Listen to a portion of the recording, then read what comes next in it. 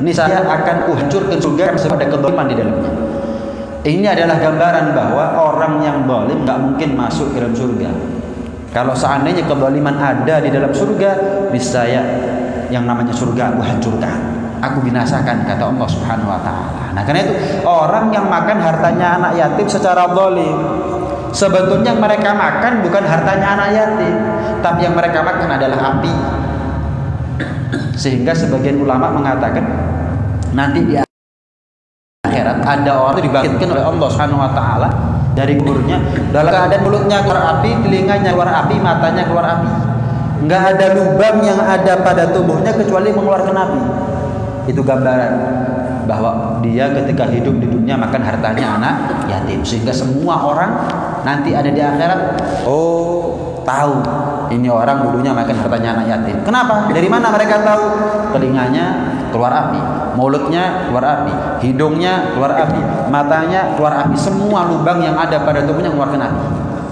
Innama ya'kuluna fi butunihim nar.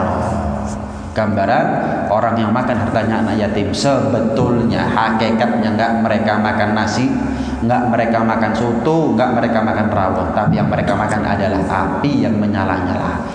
Sebagian ulama menafsiri ayat tersebut adalah mereka yang makan hartanya anak yatim itu hanya saja memakan sesuatu yang akan membuat mereka masuk ke dalam neraka, memakan sesuatu yang akan menjerumuskan mereka masuk ke dalam neraka.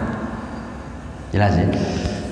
Boleh. Jadi begini, ini perlu kita ketahui kalau kita menjadi panitia santunan anak yatim ketika haram biasanya. Ketika kita narik donasi, bantuan kepada para donatur, sampaikan kepada mereka, kita sebagai panitia sampaikan kepada para donatur, orang yang nyumbang ini, bilang sama mereka bahwa ini sumbangan bukan khusus untuk anak yatim toh, tapi juga untuk keluarganya anak yatim. Kan nggak mungkin kalau kita ngasih santunan kepada anak yatim uang 500.000 misalnya gitu, terus ibunya masak cuma untuk anak yatim, ini kan nggak mungkin. Kalau uang 500.000 jadi sate, jadi gulai, jadi ayam goreng, kan yang makan bukan hanya anak yatim, siapapun yang ada di rumah bersama anak yatim ikut makan. Lah kalau donatur membuat khusus kepada anak yatim, lah keluarganya nggak boleh makan nanti. Lo kan nggak mungkin. Nah, caranya gimana untuk mengantisipasi? Kita minta halalnya, kita minta ridhonya kepada siapa yang nyumbang, yang memberikan donasi, para donatur.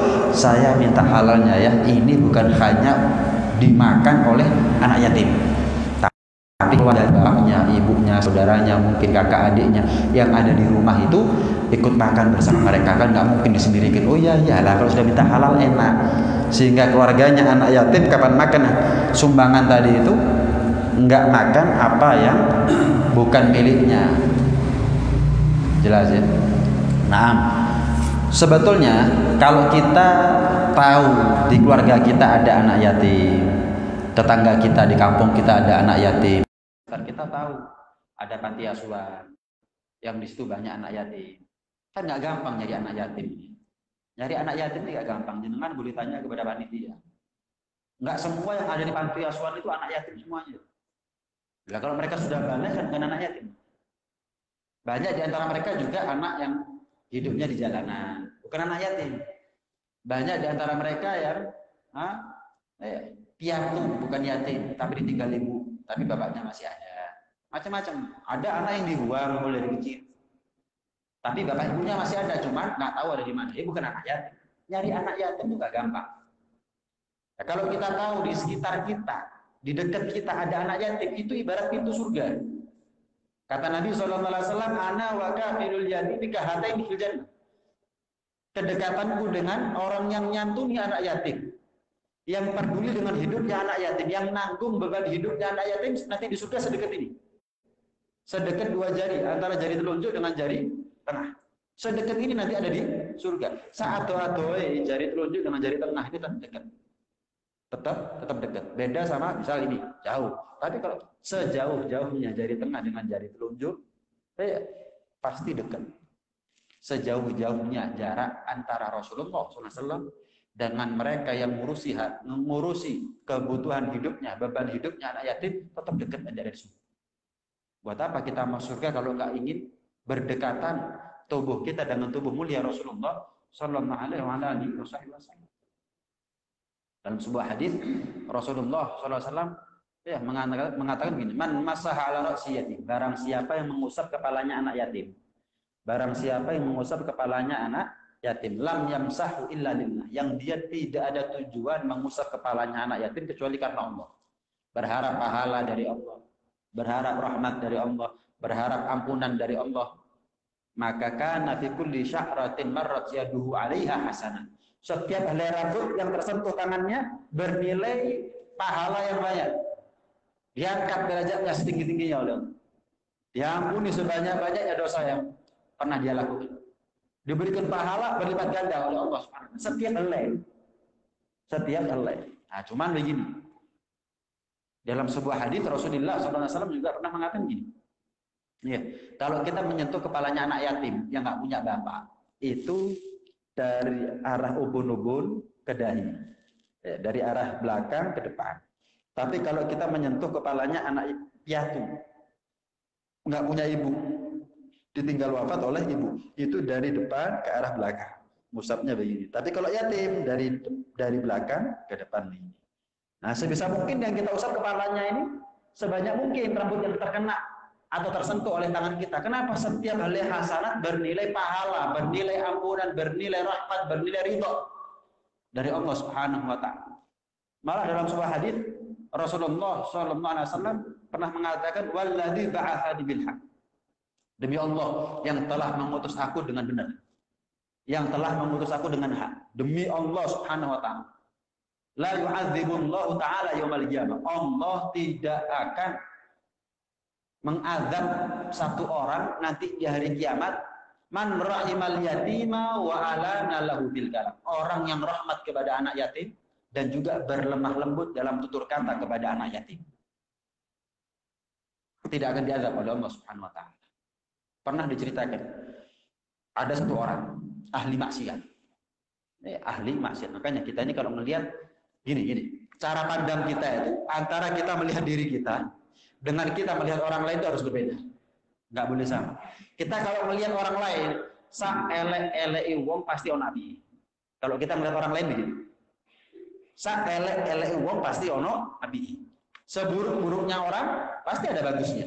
Makanya kata ulama, setiap orang itu punya sisi kewaliannya sendiri-sendiri. Ono waline sing teko tahajud, ada yang walinya karena sedekah, ada yang walinya karena Al-Quran, ada yang walinya karena sholat sunnah, ada yang walinya karena puasa, macam-macam. Nggak boleh kita suudzon sama orang. Sejelek-jeleknya orang pasti ada baiknya. Itu cara pandang kita kepada orang lain. Adapun cara pandang kita terhadap diri kita sendiri, saapi-api yang pasti ono elei. Sebagus-bagusnya saya, sebaik-baiknya saya, pasti ada jeleknya saya. Nggak ada yang tahu siapa kita selain Allah kecuali diri kita sendiri. Makanya kata ulama, kalau seandainya suudzon itu boleh, suudzon yang paling boleh, suudzon yang paling manfaat adalah kepada dirinya sendiri. Karena suudzon sama dirinya sendiri akan membuat dia takut kepada Allah Subhanahu wa taala. Akhirnya karena takut dia kepada Allah, semakin giat dia dalam ibadah. Jangan husnudzon sama dirinya. Akhirnya dia merasa puas. Oh, sholat wis, poso wis, sedekah wis, ngaji wis. Wah, akhirnya husnul khotimah kuwi. Akhirnya surga engko aku iki. Loh, saya husnudzon bukan husnudzon. Itu namanya kegeeran. GR. Randuwe rumangsa duwe, durung mlebu surga. Aku surga. Oh, belum mati, sudah ngomong khotimah. Ah, ini namanya GR. Randuwe rumangsa duwe. Nah, kalau orang itu boleh husnudzon sama orang lain. Kalau orang itu boleh suudzon sama dirinya, manfaat. Jangan-jangan ibadah saya ini nggak diterima sama Allah. Wah, ditambahi ibadahnya. Jangan-jangan saya ini banyak dosa yang belum diampuni sama Allah. Oh, tambah taubat dia kepada Allah. Jangan-jangan saya nanti mati suul khotimah. Akhirnya dia yang pacar aja jangan sampai hidupnya maksiat. Kenapa? Kalau maksiat mati suul khotimah nanti. Oh. Walhasil kita kalau sama orang lain, cara pandang kita seburuk-buruknya mereka pasti ada baik. Cara pandang kita terhadap diri kita sebaik-baiknya saya pasti ada jeleknya.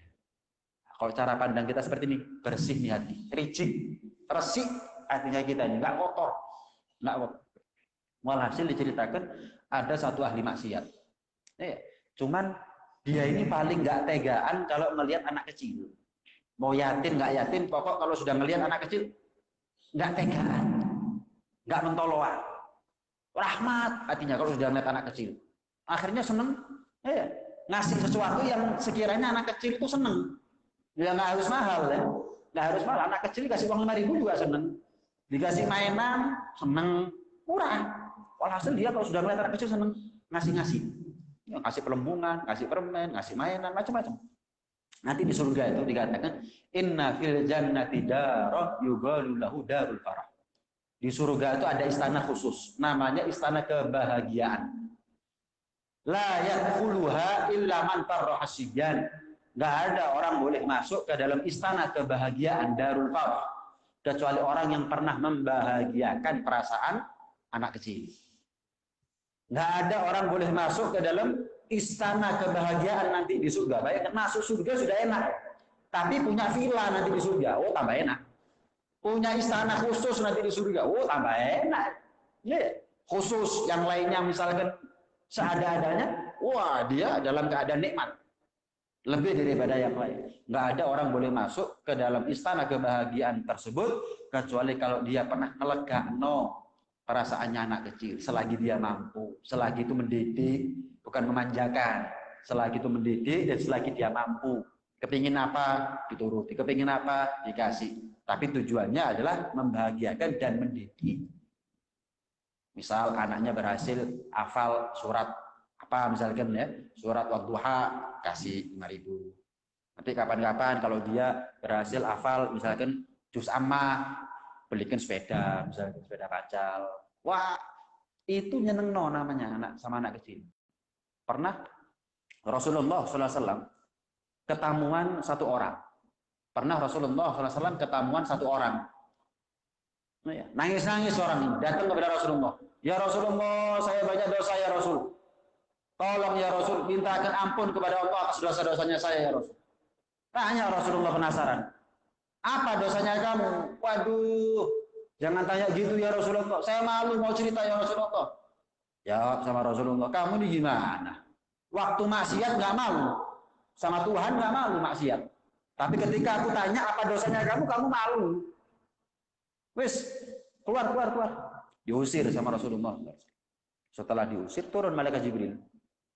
Ya Rasulullah, kenapa kamu usir dia? Lah gimana? Keterlaluan. Dia datang ke sini dalam keadaan menangis karena banyaknya dosa. Aku tanya apa dosanya, dia jawab malu. Lah kenapa waktu maksiat nggak malu? Kok sekarang baru malu? Aku usir dia. Malu sama makhluk, nggak malu sama Tuhan. Aku usir dia. Ya Rasulullah, kata Jibril, ketahuilah dosa yang dia punya, itu ada caranya untuk diampuni sama Allah. Gimana caranya? Kalau dia pulang ke rumah, dia itu senang bagi-bagi manisan kepada anak-anaknya. Bukan anaknya orang ini, anaknya Dewi. Itu sudah bisa mengampuni dosanya dia.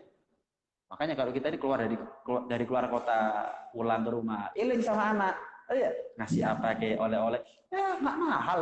Itu adalah salah satu cara agar dosa kita diampuni sama Allah Subhanahu wa Ta'ala. Kembali ke cerita ahli maksiat tadi, seneng ngasih. Singkat cerita, malam tidur, mimpi dia.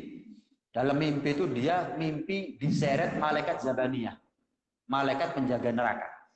Kemudian anak yang tadi pagi dia kasih sesuatu sehingga anak tadi itu seneng, itu ngomong sama malaikat, sebentar, jangan diseret ini bapak, jangan diseret ini orang, jangan masuk ke neraka. Orang ini baik sama saya ini anak yatim, begini. Oh nggak bisa katanya malaikat, nggak bisa. Kecuali dapat izin dari Allah. Maka datang teguran dari Allah Subhanahu wa Ta'ala kepada para malaikat. Malaikat khalluhu anhu, lepas. Bapak yang kamu seret itu sudah semakin dekat dengan neraka, lepas, culno. Betul, aku rahmat kepada anak yatim dan aku rahmat kepada orang yang rahmat kepada anak yatim. Aku kesian kepada anak yatim dan aku kesian kepada orang yang kesian kepada anak yatim. Tempatnya orang yang aku rahmati, tempatnya orang yang aku kasihani bukan neraka, malaikat, masuk ke dia ke dalam surga.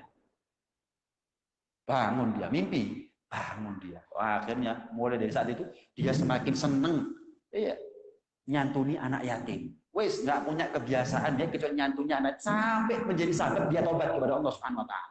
Akhirnya sholat, kapan Ramadan, puasa dan seterusnya. Nyantuni anak yatim menjadi sebab hidayah. Menyantuni anak yatim menjadi barokah. Hidupnya awet sampai ada di akhirat. Manfaat hartanya akhirnya. Pernah diceritakan juga dalam kitab Irsyadul Ibad. Dalam kitab Irsyadul Ibad diceritakan ada sampah masyarakat. Ada preman di kampung mati. Akhirnya orang sekampung nggak ada yang mau ngurusi jenazahnya. Nggak ada yang mau mandikan, nggak ada yang mau ngafani, nggak ada yang mau ngubur. Akhirnya terpaksa keluarga bayar orang untuk mandikan, ngafani, ngubur. Tapi kan sebelum dikubur, disolati. Bingung, yang gotong, yang dibayar ini bingung. Siapa ini yang jadi imam? Wah, semuanya angkat tangan. Lek ngubur aku iso, lek ngafani aku iso, lek ngedusi uang aku iso, lek nyolati aku gak iso. Jadi imam saya nggak berani. Loh, saya bayar lebih. Bukan masalah bayar, Bu. Saya nggak bisa, saya takut salah. Saya takut salah. Saya ngerti, cuman wedi salah. Orang kalau nggak biasa jadi imam kan digrogi. Angkat tangan semuanya. Akhirnya, maaf, nganggur ini jenazah di masjid. Nganggur. Nggak ada yang mau, nyolati nggak bisa dikubur. Subhanallah. Ada satu orang soleh yang dia tahunan fokus ibadah kepada Allah di salah satu bukit. Kholwat istilahnya, uzlah. Naik ke atas bukit puluhan tahun, fokus untuk ibadah kepada Allah Subhanahu Wa Taala. Orang kampung asli, sehingga ketika dia turun gunung, heboh satu kampung. Ini ya, wali turun gunung, mau kemana? Diikuti sama orang kampung. Tanya si wali ini, saya mau tanya, nyari masjid yang ada jenazah tapi nggak disolati. Sepi masjidnya, padahal ada jenazah. Biasanya masjid itu kalau ada jenazah rame, ini enggak, sepi. Coba cari, sampai ketemu. Wes, ayo nyolati yuk. Orang-orang sekampung bingung. Ini kan jenazahnya fulan, ahli maksiat, preman, sampah masyarakat. Wong sak kampung pegel ya, deh. Karena wali ini nyolati, jadi imam akhirnya terpaksa nyolati semuanya mereka. Ayo nyolati kabeh, penting nyolati sih, nyolati. Setelah salam, orang kampung satu di antara mereka ngomong, "Yai, ngapunten, Yai. Jenengan semerap ana si sinten niki?" Saya nggak tahu. Ini ahli maksiat ya. Ini dulu bikin onar, bikin kisruh tok dari kampung. Sekarang kok jenengan belan-belani turun dari gunung puluhan tahun ibadah hanya untuk nyolati jenazahnya preman. Loh, saya ini diperintah turun gunung untuk nyari jenazahnya orang yang ada di masjid, nggak ada yang mau nyolati. Nggak ada lain kecuali dia, bisa solati. Itu perintah sudah. Loh, kenapa ya? Saya nggak tahu juga. Kalau kalian penasaran, ayo kita tanya keluarganya. Sampai ketemu istrinya. Ketemu istrinya, tanya. Si kiai ini, si wali ini ngomong, saya ini puluhan tahun fokus ibadah di atas gunung, di atas bukit. Saya nggak pernah turun.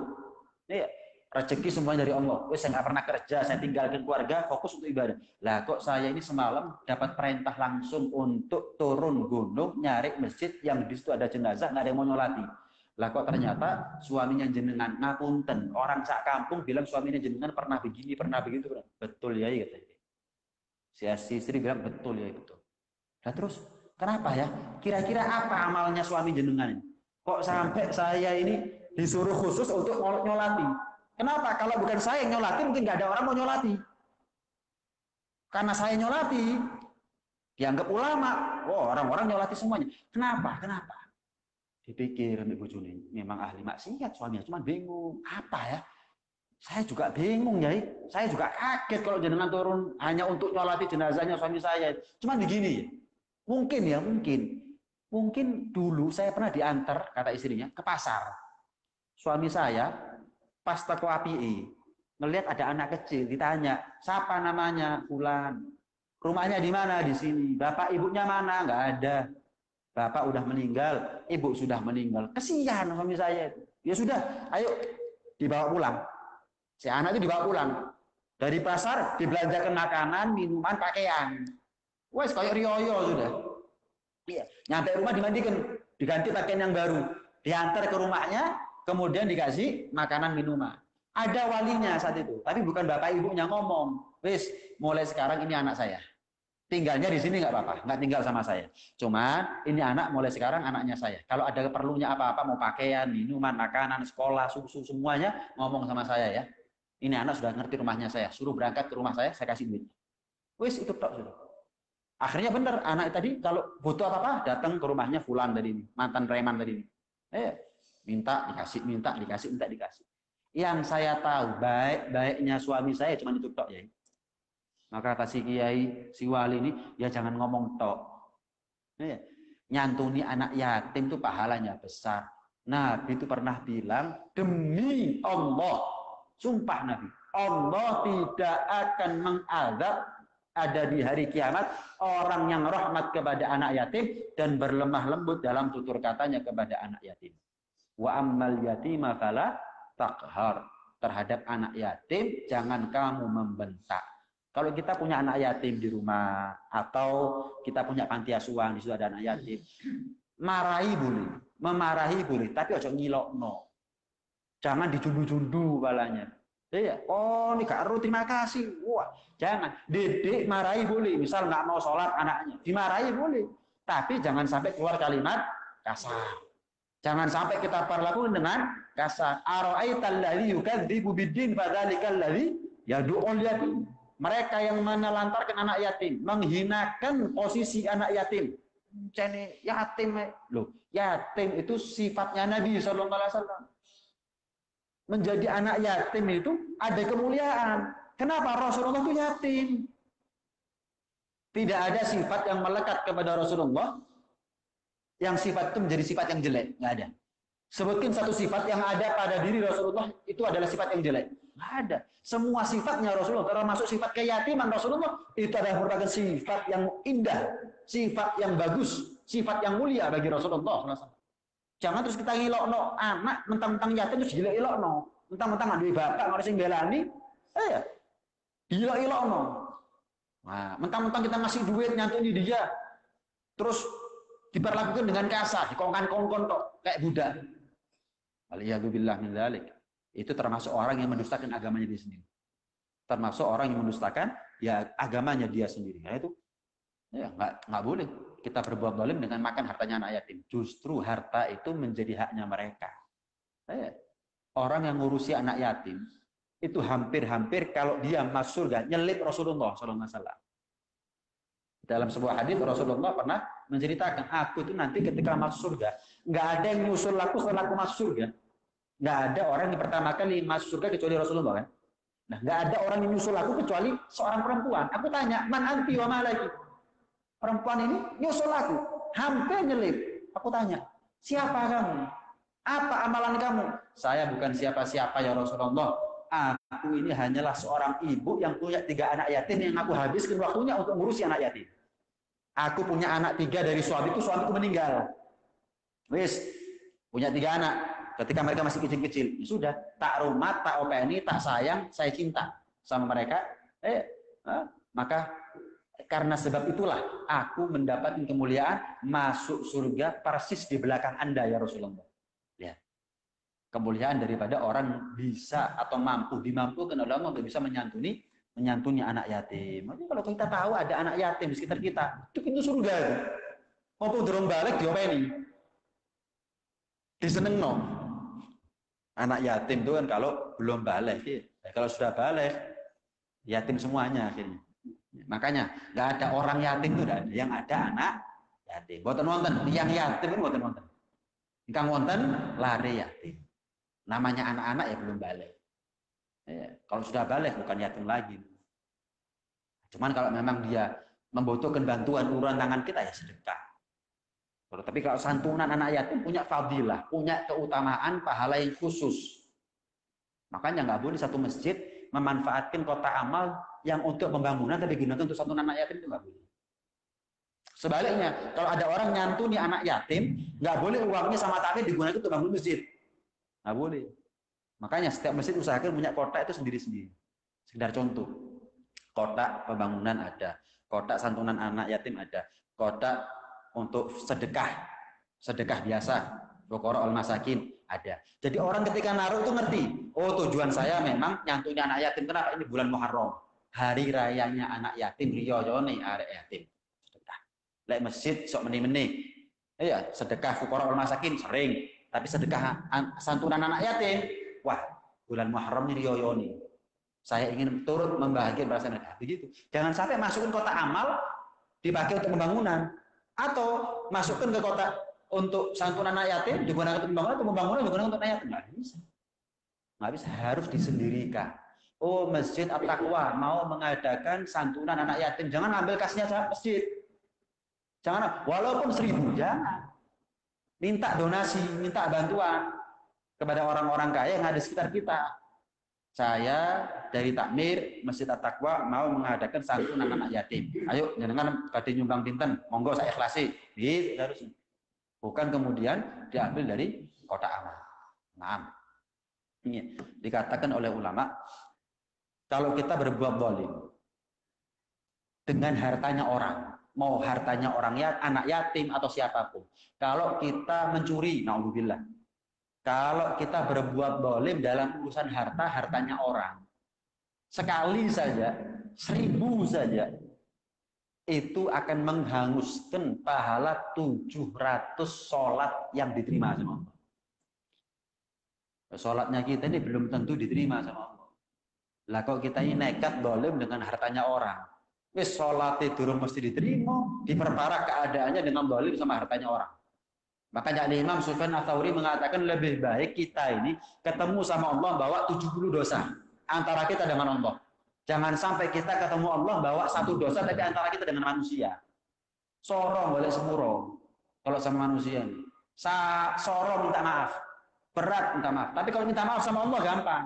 Masih mending, masih lebih ringan kalau kita punya dosa 70 dosa kepada Allah daripada kita punya 1 dosa tidak sama manusia. Sorong. Nungsoi sorong jadi sepuro. Tapi kalau Allah gampang. Ya bukan berarti wis penting aku apik nang rumso, tapi aku golek dosa nang Gusti Pangeran. Ya bukan begitu. Bukan begitu juga. Cuman gambarannya kalau diperbandingkan antara dosa kepada Allah dengan dosa kepada manusia, masih lebih mending punya 70 dosa kepada Allah daripada kita punya 1 dosa kepada manusia. Saya tambahin sedikit. Dan haram buat kita untuk memakan dan meminum segala sesuatu yang diharamkan oleh Allah Subhanahu wa taala. Makanan diharamkan oleh Allah banyak. Minuman yang diharamkan oleh Allah juga banyak. Makanan yang halal itu bukan hanya baik bagi kesehatan, khusus untuk muslimin.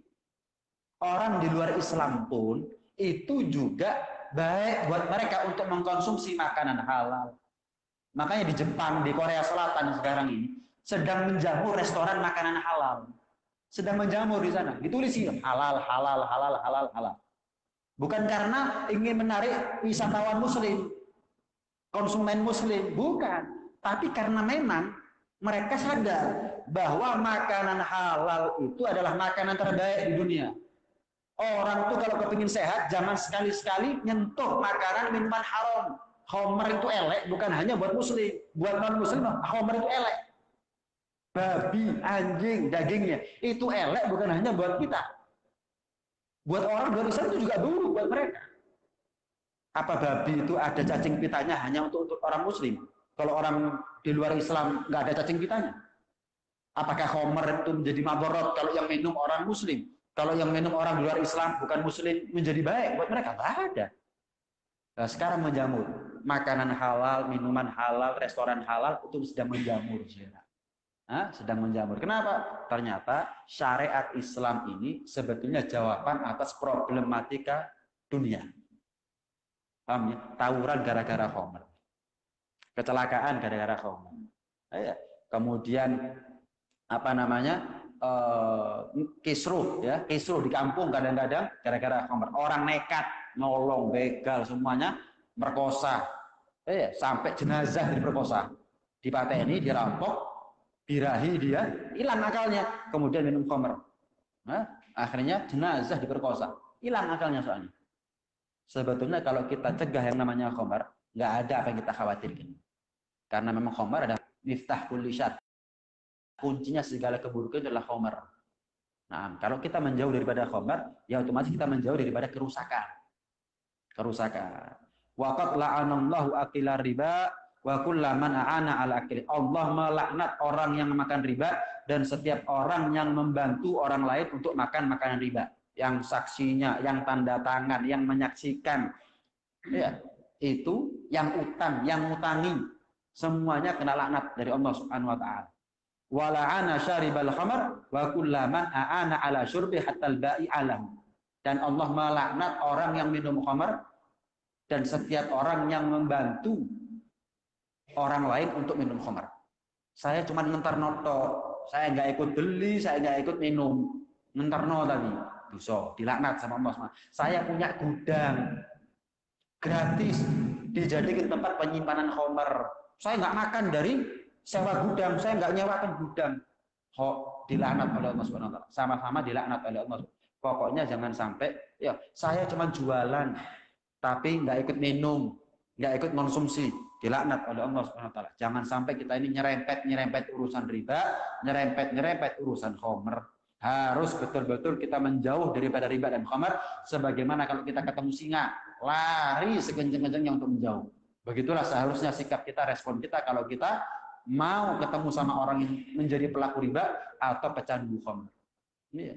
Nah itu hadirin hadirat sekalian hati Allah Subhanahu wa taala, kita harus betul-betul perhatian terhadap apa yang masuk ke perutnya kita. Perutnya kita ini bukan tong sampah semua boleh masuk. Perutnya kita ini cikal bakal darah, cikal bakal otot dan urat yang menjadi fasilitas buat kita untuk taat atau maksiat. Kalau halal yang masuk, kita menjadi orang yang ahli taat. Tapi kalau haram yang masuk, otomatis anggota tubuh kita ini gampang diajak maksiat, susah diajak taat. Mudah-mudahan ilmu ini dibarengi oleh Allah dengan taufik dan hidayah, sehingga ilmu ini menjadi ilmu yang mudah untuk kita amalkan sehari-hari, ilmu yang menjadi hujjatan lana la hujjatan alaina, syahidan lana la syahidan alaina, saksi yang baik buat kita kalau ada di akhirat, saksi yang meringankan, bukan saksi yang memberatkan langkah kita nanti ada di jembatan Sirat. Amin ya rabbal alamin. Rabbana